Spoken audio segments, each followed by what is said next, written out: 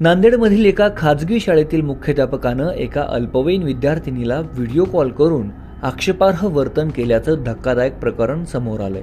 या प्रकरणी शिवाजीनगर पोलीस ठाण्यात पोक्सो अंतर्गत गुन्हा दाखल होताच बदनामीच्या भीतीनं मुख्याध्यापकानं टोकाचं पाऊल उचललंय।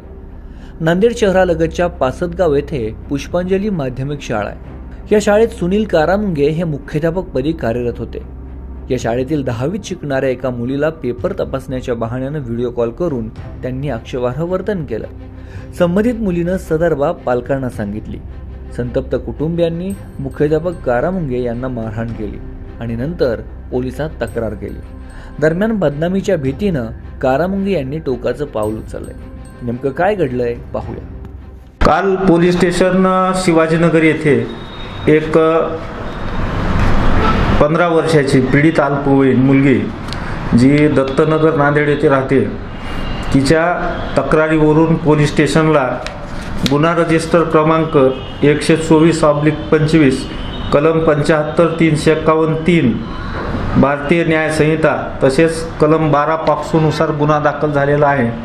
सदर तक्रारीमध्ये पीडित हिने ती ज्या शाळेत शिकते त्या शाळेच्या मुख्याध्यापकाने अश्लील व्हिडिओ तिच्या व्हॉट्सअप मोबाईलवर पाठवले अशा प्रकारची तक्रार केलेली होती। त्या तक्रारीवर पोलीस स्टेशननं तात्काळ दखल घेऊन गुन्हा दाखल केला आणि त्या गुन्ह्याचा तपास महिला पोलीस उपनिरीक्षक श्री अश्विनी गायकवाड यांच्याकडे दिलेला आहे। त्याच्यानंतर सदर गुन्ह्यातील जे आरोपी होते त्या आरोपींनी त्या ठिकाणी विष प्राशन केलं आणि विष प्राशन करून त्यांना उपचारासाठी ग्लोबल हॉस्पिटल नांदेड येथे आणण्यात आलं।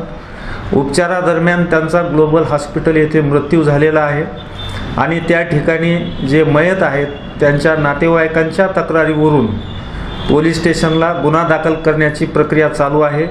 पोस्टमार्टमच्या नोट्स आम्हाला आत्ताच उपलब्ध झालेल्या आहेत आणि त्याच्यामध्ये एक सुसाईड नोट त्यांनी लिहून ठेवलेली आहे आणि त्या सुसाईड नोटनुसार त्यांच्या मुलांनी जी पोलीस स्टेशनला तक्रार दिलेली आहे त्यावरून हा सदरचा गुन्हा दाखल करण्यात आलेला आहे आणि त्या ठिकाणी पुढील तपास करून पुरावा मिळून आल्यास त्या ठिकाणी पुढची कायदेशीर कार्यवाही केली जाईल। सर, सुसाईड नोटमध्ये असं काय लिहिलेलं आहे? सुसाईड नोटमध्ये त्यांनी पीडित मुलगी जी आहे त्या पीडित मुलीच्या नातेवाईकांनी त्यांना टॉर्चर केलं अशा प्रकारचा मजकूर त्या सुसाईड नोटमध्ये आहे। परंतु ती सुसाईड नोट त्यांनीच लिहिलेली आहे का त्याच्याबाबत हस्ताक्षर तज्ज्ञाचा अभिप्राय घेऊन त्या ठिकाणी पुढची रीतशीर कायदेशीर कार्यवाही केली जाईल। दरम्यान मुख्याध्यापक सुनील कारामुंगे यांना तातडीनं दवाखान्यात दाखल करण्यात आलं, मात्र उपचारादरम्यान त्यांचा मृत्यू झाला। घटनेपूर्वी त्यांनी एक चिठ्ठी लिहिली होती ज्यात मुलीच्या कुटुंबियांनी आपला मानसिक छळ केलाय असा आरोप करण्यात आलाय। या चिठ्ठीची पडताळणी सुरू असल्याचं पोलिसांनी सांगितलं, परंतु या घटनेमुळे नांदेडमध्ये एकच खळबळ उडाली आहे।